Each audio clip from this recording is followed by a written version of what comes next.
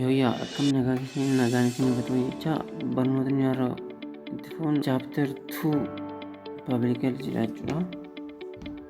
Chapter 2 maal jedha?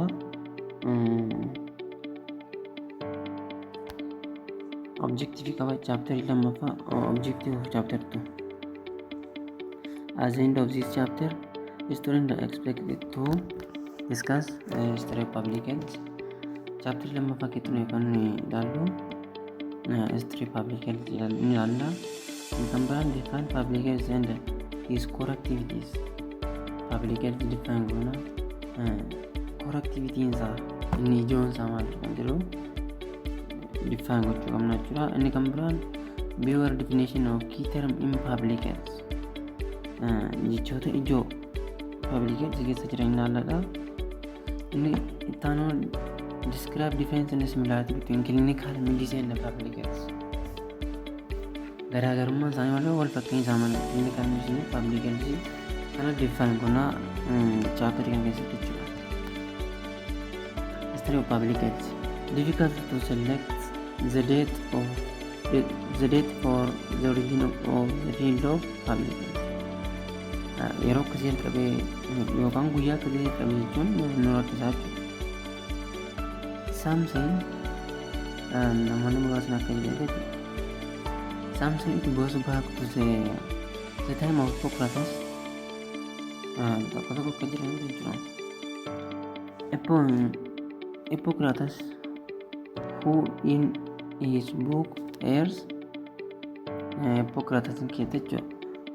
Hippocrates namichi jedhama who is book of air water and the places try to present the causal relation between environmental factor and disease.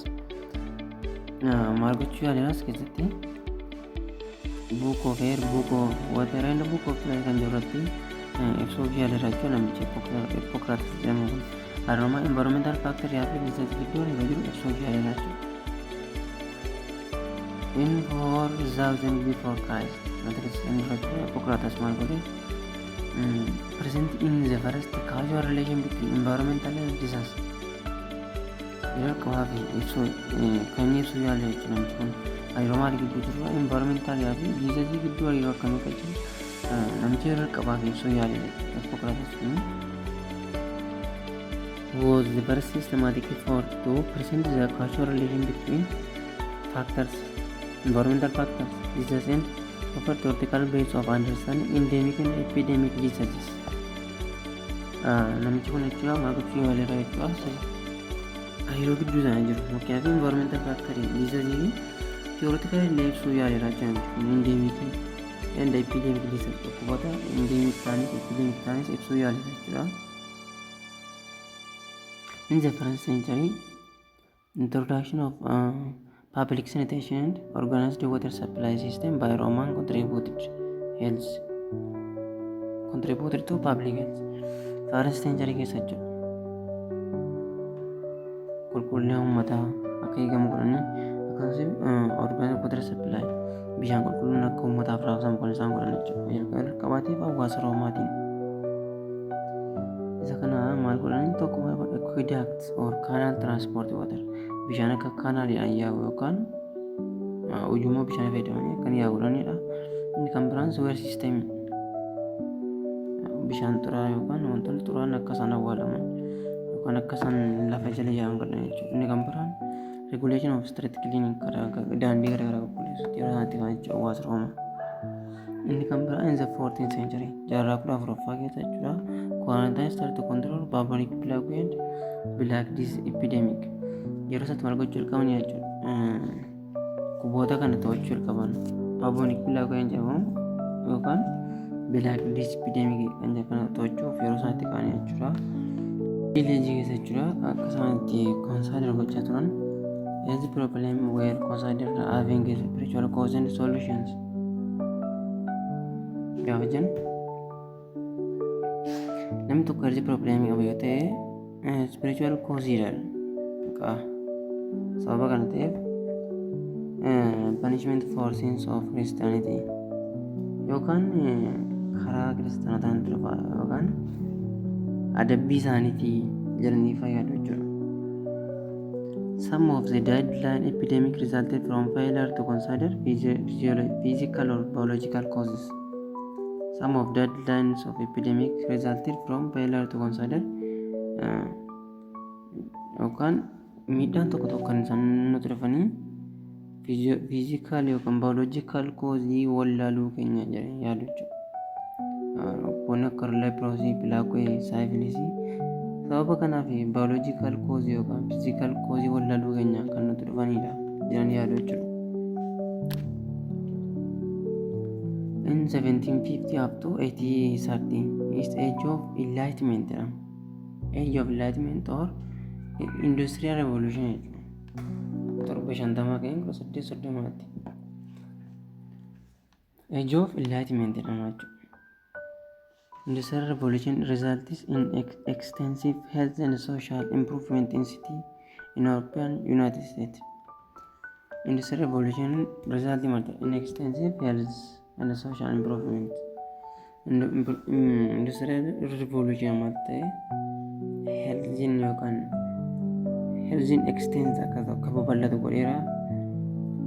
Akkasumas social improvement yookaan magaalaan babal'ataa dhufeera jechuudha. Isa keessatti Awurooppaa keessatti United States keessatti jechuudha.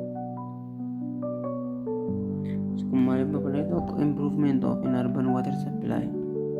Magaalotaaf sababa maal ta'eef bishaan kaasaa baraabsame jechuudha. Inni kan biraan introduction of sewage systems xuraa'aa irratti seerri garaagaraa waan ba'eef yookaan balfa irratti jechuudha. Maal akka godhamu sababa qajeelfama irratti ba'eef. Inni kan biraan municipal hospitals hospitaalli magaalaa garaagaraa keessatti akka sababa ijaaramaa dhufeef jechuudha. Inni kan biraa law enacted gaafa jennu seerri hojiirra oolaa dhufe. Data on disease and births beekantu systematically. Amma du'aa fi daataan hamma nama du'aa jiru hamma nama dhalataa jiru lakkaa'ama isaa dhufe jechuudha. Inni kan biraan 9th century jaarraa 19ffaa keessatti dhufe. Progress toward understanding of the cause of communicable diseases was made toward last quarter of the century. Hubataa dhufan jechuudha. Maal hubataa dhufanii? Understand communicable diseases akkamitti dhufaa akka jiru adda baasaa dhufan jechuudha. Communicable disease was made toward last quarter of the century. Akkamitti akka inni hawaasa miidhaa jiru adda baasaa dhufan jechuudha. 1862 jechuudha. Lewis Pasteur maal godhe? Of germ theory of disease irratti prove godheera jechuudha. Germ theory of disease maal akka ta'e namichi kun prove godheera. Inni kan biraan 1876 Robert Koch discover tuberculosis bacilli or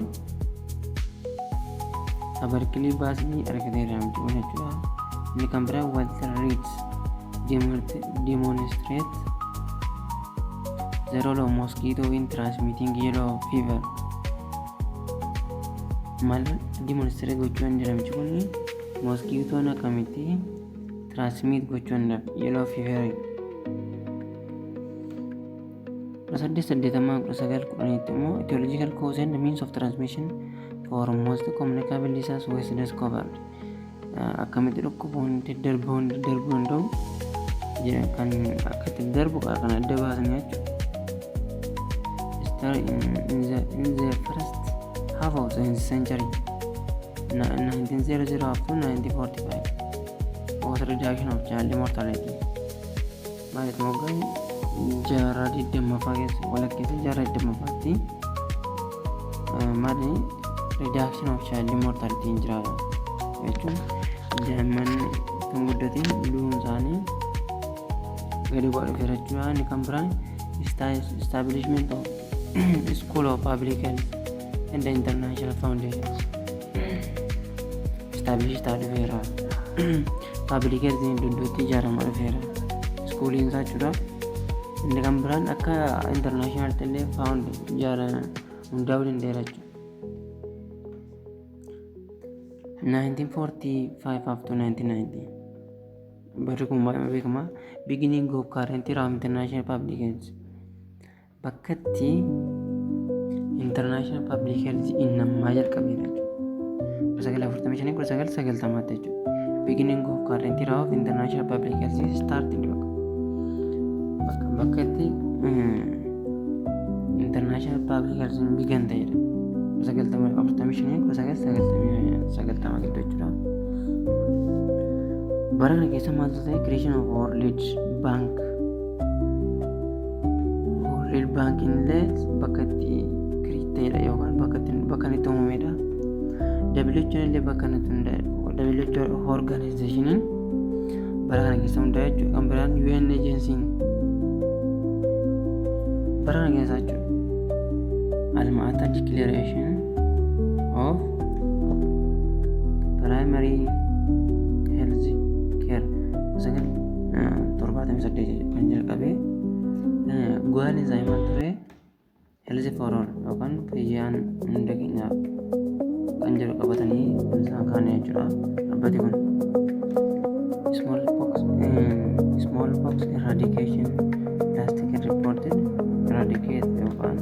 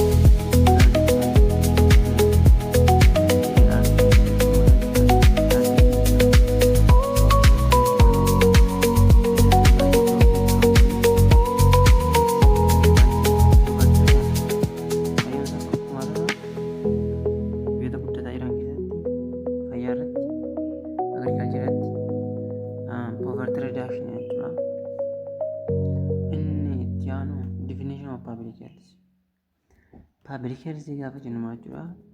Is defined as a science dha and art of preventing disease, prolonging life, promoting health efficiencies, zero organized community effort. Public health gaafa define goon science artii akkamitti dhukkuba ittisuuf fayyadu, prevent gochuuf fayyadu, akkasumas lubbuu tursuuf fayyadu jechuudha. Inni kan biraan promoting health akka namoonni fayyaalessummaa jechuudha. It is concerned with the health of whole population. Public health gaafa namaa xiyyeeffata whole population jechuudha. Hawaasa walii galaa xiyyeeffata malee nama tokko qofaatti xiyyeeffata. and the prevention of disease from which it suffers. Inni kan biraan preventive jechuudha. Diseasiin hawaasa tokko hin qabne jechuudha. Hawaasa tokko balaarraa oolchuu jechuudha. One of the four organized by the society to protect fayyaa tokko hawaasa eeguu balaarraa eeguudha. Yookaan akka inni dhukkuboota garaagaraa hin qabne protect gochuudha. And promote and restore people health. Akka hawaasa fayyaa ta'u jechuudha. It is combination of science, public health qabannu saayinsii combination maal jechuudha. Walitti dhufeenya saayinsii iskiilii akkasumas belief that directed to maintain and improve health. Combination of science, skill and belief. Health promotion is a guiding process involving activity intended to enhance individual and the community health well-being. Kana gaafannu qajeelcha hawaasa qajeelchuu maalti akkan health isaa enhance fooyyessu akkasumas individually akkasumas community akkan fayyaa isaa enhance godhu daandii taasisuu seek to increase involvement and the control of individual and community in their own akan illee fayyummaa isaa improve godhu akkasumas hawaasni akkan fayyummaa isaa eeguu gochuu jechuudha. It acts to improve health, social welfare and to reduce specific determination of disease. To improve health and the social welfare and reduce specific determination of disease. Dhukkuboota maal gochuudha reduce gochuudha bakka akkasumas risk factor isaanii maali akka sababoota dhukkubitti dhufan reduce gochuudha. That adversely affect health maal agarsiisudha. Adversely affect health warra health affect godhan akkasumas productive capability of individual in society warra kanatti xiyyeeffataa jechuudha. Isaa kana balleessu. Health promotion gaafa jennu it acts to improve health, social welfare, reduce specific determination of disease and risk factors. Gaafa jennu maal improve godha health akkasumas disease maal godha reduce godha jechuudha. Warra wanti dhufuu danda'an warra risk factor dhukkuba maal godha reduce godha jechuudha. And adversely affect the health and the productive capability of individual in society. Affect godha faallaa isaa kan ta'e immoo health and the productive capability of individual in society maal godha jechuudha. Affect godha jechuudha. Health promotion is a key element in public health. Health promotion maalidha key element isa keessatti public health akka furtuutti ilaalama jechuudha. And is capable in the community, clinics or hospitals, in all other services things. Health of all people through collective social action. Maali improve gochuudha bakka health of population improve gochuudha jechuudha. Mata duree keenya irraa qabanne kanuma asumarratti goolabna. Mata duree tanuma jalqabnutti nagantaa chaanalii kana subscribe gochuun nagatina.